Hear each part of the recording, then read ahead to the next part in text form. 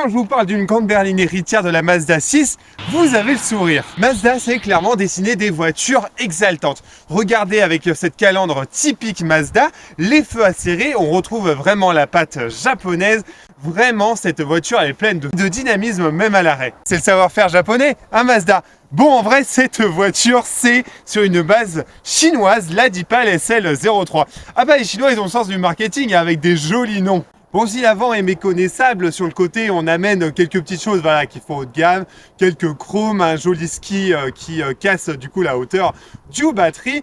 Et à l'arrière, ah bah, ça se complique un peu, hein. C'est difficile de rendre un cube sexy. Franchement, faut saluer l'effort, hein, parce que même si on a les mêmes proportions qui sont imposantes, on a tout fait chez Mazda pour adoucir les lignes. On a d'ailleurs mis du Mazda dans la signature lumineuse avec les 4 feux qui font clairement Mazda 3. Et attention, comble de l'originalité, on a un bandeau lumineux horizontal qui n'est d'ailleurs pas des plus fins. Et là, ça fait très Deepal SL03. Et c'est bien dommage parce que du coup, on a une très belle berline sur l'avant et sur l'arrière, ça part un peu en cacahuète et du coup, on se retrouve avec un crossover qui fait clairement haut sur pattes et on a cette perte de dynamisme et de sportivité.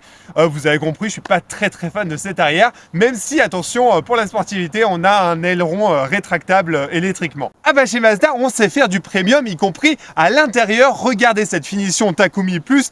C'est pépite, vraiment c'est un gros coup de cœur, y compris pour les passagers arrière, les finitions sont juste incroyables, mais par contre cet écran façon BYD, mais c'est pas possible. Alors ok, on veut montrer, voilà, on est à fond dans la technologie, surtout que la marque accusait un petit retard, mais franchement l'intégration, vous passez de cette photo-là à cette photo-là, ah bah ça fait... c'est dommage quoi. Ah bah chez Mazda, déjà qu'on y va à reculons au tout électrique, autant minimiser les coûts en cas de flop, le Mazda MX-30. Et du coup, logiquement, on hérite, ou presque, des motorisations de la Deepal SL03.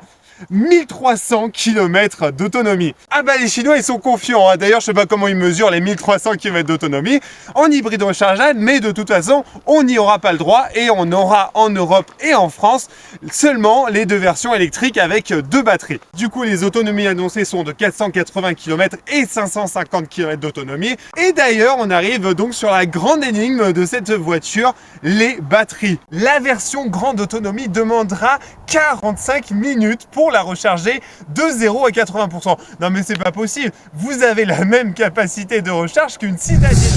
Alors là c'est première grande énigme, surtout que la version entre guillemets petite autonomie, alors qu'en fait il y a seulement 70 km d'autonomie de différence, il vous faut seulement 22 minutes de recharge. Pourquoi? Et qui dit grande voiture dit grand coffre? Eh bien je sais pas, parce qu'en fait on parle de 330 litres de coffre et du coup ça me semble très bizarre, surtout qu'on aurait seulement 30 litres de plus qu'une Clio. Et même si on a un Frunk de 70 litres, c'est pas ça qui va sauver cette capacité. J'imagine et j'espère qu'on a au minimum 400 voire 500 litres vu la taille de la voiture.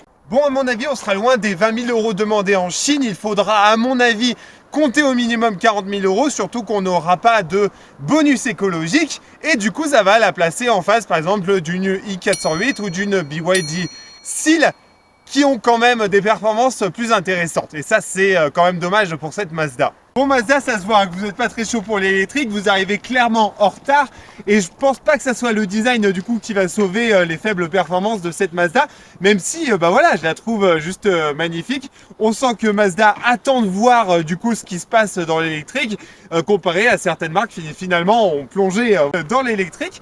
Et est-ce que du coup c'est plutôt une bonne stratégie? Là au moins ils économisent un petit peu d'argent en faisant des partenariats, par exemple voilà la Mazda 2 qui est en partenariat avec Toyota. Bref, on part sur un autre sujet. Qu'est-ce que vous en pensez de cette Mazda 6e? On arrête là parce que sinon la vidéo elle va durer 10 minutes.